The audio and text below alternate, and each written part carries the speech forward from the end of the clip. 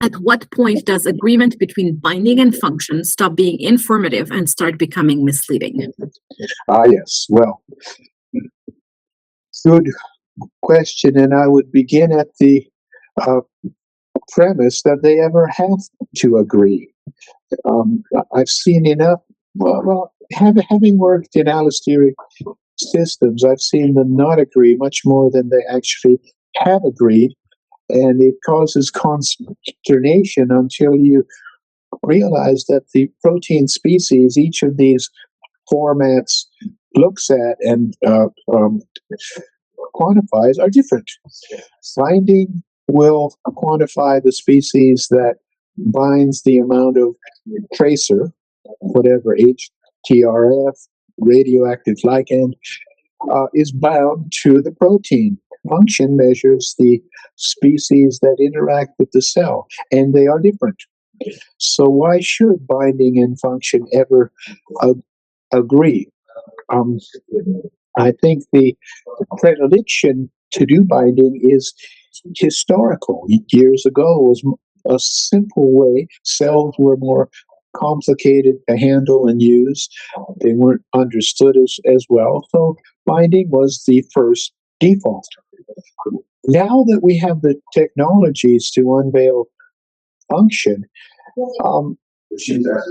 when I ran allosteric programs, we basically ran the binding for the chemists. They were very unhappy that we weren't doing binding, so we did it for them.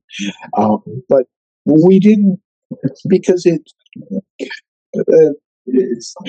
confused us much more often than it helped us. We were looking at HIV entry and the nuances of protein effects, and we actually had a learning curve because we had screened out an allosteric molecule. We didn't know it was allosteric, and we started to see all these weird things between binding and it was basically a 1 to 2 year learning curve that we all realized this is allosteric and this, what we're seeing is real. It's happening, and it's two different points of view of the same thing happening, but they gave you different views. So I'm just more realizing that if you'd excuse the expression, function trumps binding, that's where the action is. So I've always concentrated more on that.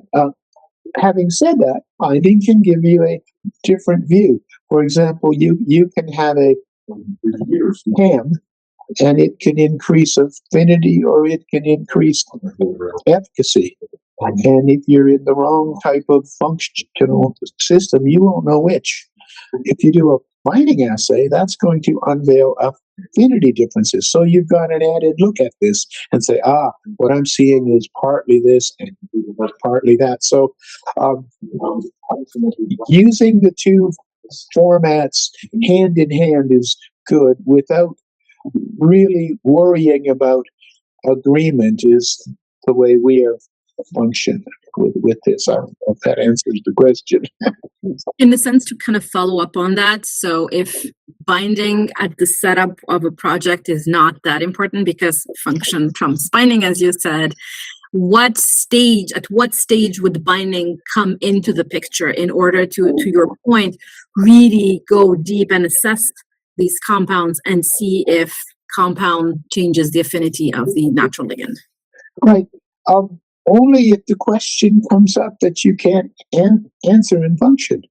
I mean, there are functional ways you can get at that question, and I really would prefer using cell systems of different sensitivity.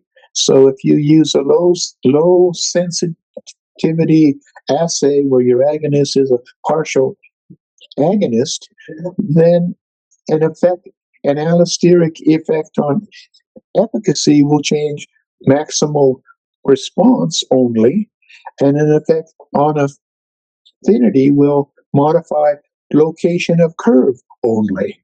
So you've got it. So, and the trouble too with binding is you're manipulating the system. You can have membranes and variations of stoichiometries of G proteins and so forth, so that you can get to some pretty complex outcomes that might derail you. Say, oh, I must understand that, and I would suggest avoiding the natural scientist urge to understand what you see with, is this a go, no go assay? Do I need to understand it to move my compound forward?